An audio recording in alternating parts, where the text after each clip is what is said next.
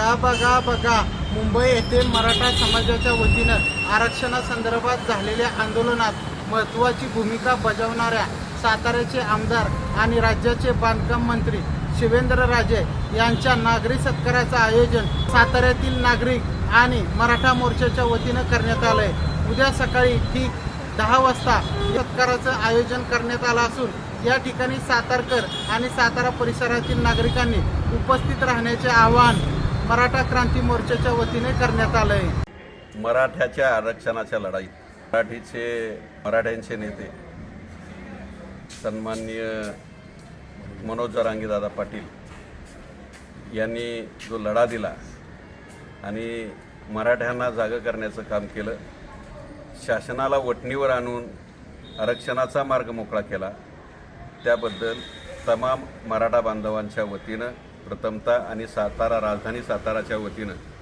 मनोजदादांचं आभार आणि त्यांना धन्यवाद। गादीचा फार मोठा करत राहत आहे।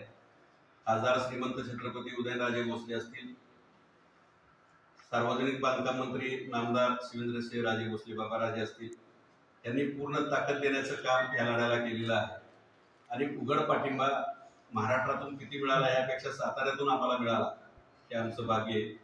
राज्य शासनानं काल एक ऐतिहासिक निर्णय घेऊन मराठ्यांना आरक्षण देण्यासंदर्भातलं पहिलं पाऊल उचललंय आणि आरक्षणासाठी हैदराबाद गॅजेट लागू केले आणि सातारा औंध गॅजेटचे जे विषय आहे तो बाबाराजांच्या आधिपत्याखाली करण्याचं धोरण शासनानं अवलंबलं आणि ही खरं तर सातारकरांसाठी एक वेगळी पर्वणी आहे।